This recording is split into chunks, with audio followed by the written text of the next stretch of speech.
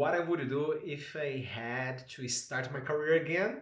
Hey, I'm Lois Roth, and today I'm going to share with you some ideas that I was reflecting that I would apply, also the advice that I would give someone that was looking to start their cloud career again or start from scratch with all the changes that we are seeing, artificial intelligence, Google firing Python developers. I would like to share with you the perspective that I have, conversations that I have with some people, and what I have been observing that I believe that I will serve you. This is something that you can apply if you are looking to transition into this area, as well if you are trying maybe to move like for a role that is paying more or looking for a promotion if you are working maybe as a business analyst or maybe in a MSP or even in the help desk and you are looking to become a cloud engineer. Advice number one is understand the principles. Sometimes people they don't get in tech because they feel afraid of all the languages, all the technical conversation, or if you go maybe even into a university like in degrees, it's common for them to try to really hammer some difficult concepts, like try to think in binary, do some crazy maths.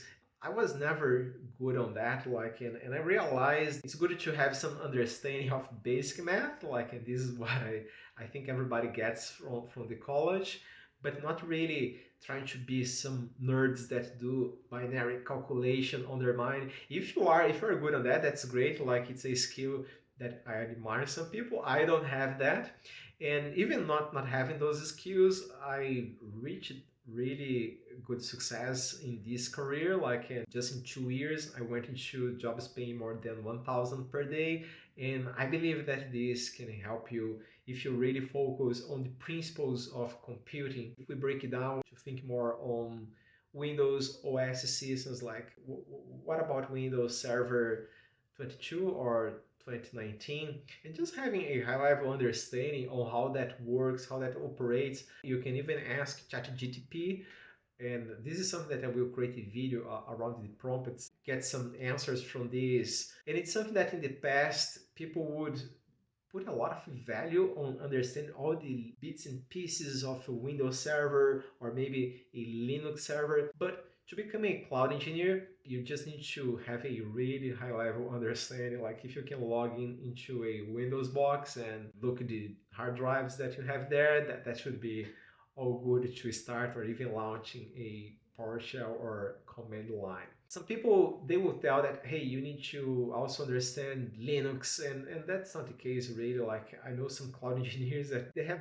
only knowledge on Windows, and that's fine. If you have Linux as well, if you can understand a little bit of the command line, that's a nice to have, but it's something that you can practice on the job, and I will talk more about this later. Another important principle to understand is around application architecture and really high level again how application communicates with databases, where the data is stored, and also how this communication works, like what is this network flow from client to server, and if you have a firewall in the middle, if you need to open ports for that, it's something that's really good to understand the principles on that.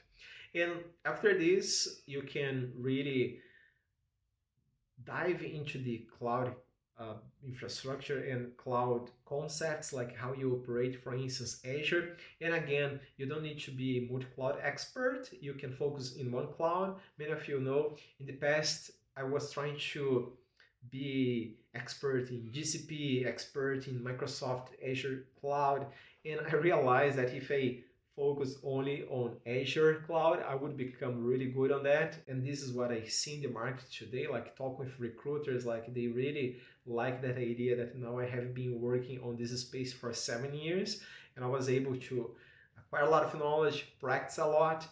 So just pick one cloud provider. The second advice that I have, I would consider how I could really show on my resume the value creation I did for other companies. There is a common phrase that people tell that money follows value. By that, we can understand that if we provide value to the business, the technological aspect, it's not so important. I was lucky to learn this early in my career, 15 years ago, when the book Lean Startup came up and it was very popular. Eric Hayes from that book, he did mention about people not being so concerned about technology, but about the business result. That technology was not that relevant.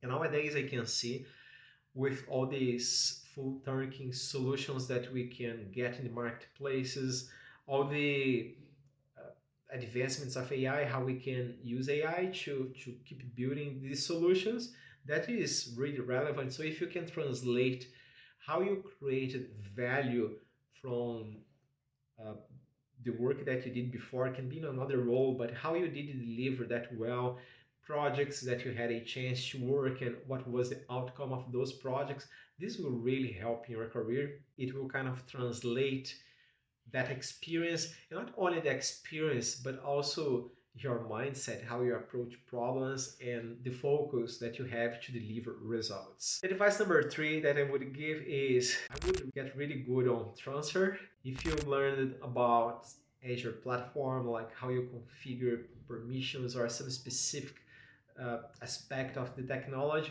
I would get really good on how I transfer this. First, because that I would need to use during the interview process to communicate that I know about that cloud technology. And the second is because I will be talking with other stakeholders and I need to make clear on my communication how we are driving the project, and that can really serve you if you can convey well that message to them. Following that, this is the advice number 4, to send a sign to the market. If you get one certification and you put that in your resume, that's a sign to the market that you are interested in that technology, you're investing your time, you're committed to learn. That really helped in my career at the beginning because I would have these certifications and that would show that I was committed to those technologies, I was studying that, and this can really kind of make you stand out when other people are trying to compete for those same roles. And you will realize that doesn't matter like how good you are in the technology, like unless someone looks into that and okay, there is a clear sign here that he is really proficient on this, so let's have a conversation with this person. I would go for it if I was starting again,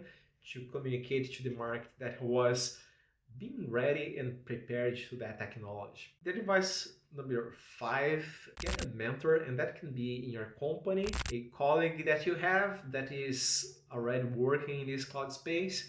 They can help you to navigate in the nuances of this market, how you look for a job or even a promotion. I think the best place to start is really within the company that you are working on, like showing up the skills that you are developing in cloud and how you can help them. Also, if you need more help on this or if you're looking for a mentor and you don't have anyone yet, I would be glad to help you on this path and share the experience that I have and also core trainings that you can do to get really good on these cloud skills and ace on interviews and get a really good role in this cloud space.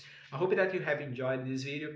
If you did, hit subscribe, share with a friend, and let me know in the comments what you would like to hear here in our channel, and I'll be glad to share with you. Thank you. Cheers.